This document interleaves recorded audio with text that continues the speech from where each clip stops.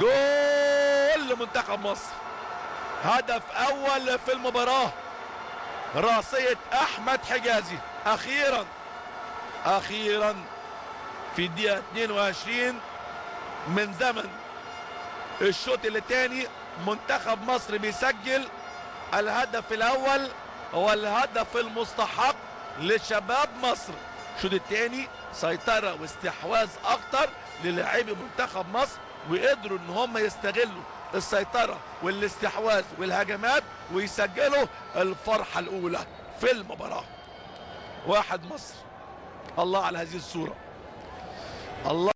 اليسرى وشاهدنا كرة عرضية ايضا كانت على رأس محمد حمدي، كانت تقريبا هدف من الجهة اليمنى. محمد حمدي من احسن الكور اللي اتلعبت عرضيه من احمد صبحي، ودي الارتقاء بتاعه كان بدري شويه، كان لازم يتقل عليها شويه لغايه ما توصل له، بعدين يعمل الجامب بتاعه عشان الكره سوء التقدير في التايمنج. بالظبط في التايمنج بتاعه، بس عشان كده الكره عاليه. هي الكره دي هذه الكره باستثناء كده يعني هو نط بدري شويه وعشان كده الكره عاليه.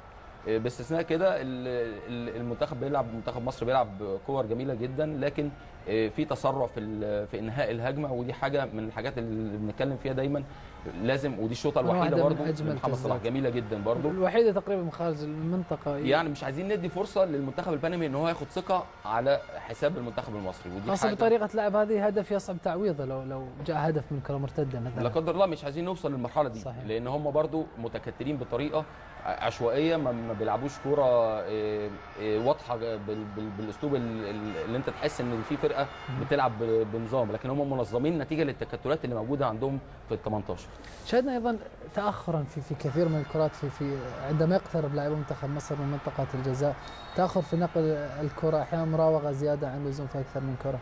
شوف على لاحظت في الشوط الاول هناك نقص في الخبره من بعرضيه ممتازه من محمد النني وارتقاء وراسيه للاعب متالق متميز اسمه احمد حجازي، هو صاحب الهدف الوحيد، هو صاحب الفرحه الكبيره والفرحه الغاليه، والهدف كان في الدقيقه 22 من زمن واحداث الشوط الثاني. مليون مبروك لمنتخب مصر، الفوز الغالي وهارد لك في اللقاءات القادمه لمنتخب بنما بهذه النتيجه. مشاهدينا، منتخب مصر ينفرد بصدارة المجموعة الخامسة برصيد 4 نقاط، ويتجمد رصيد منتخب بنما عند رصيد نقطة واحدة، وفي انتظار نتيجة اللقاء القادم لقاء البرازيل مع النمسا في نفس هذه المجموعة. مشاهدينا بشكركم على حسن مشاهدة وحسن متابعة، كل عام وحضراتكم بخير بمناسبة أحلى وأجمل وأعظم شهور السنة، شهر رمضان الكريم. عاد الله علينا وعليكم وعلى الأمة الإسلامية والعربية بالخير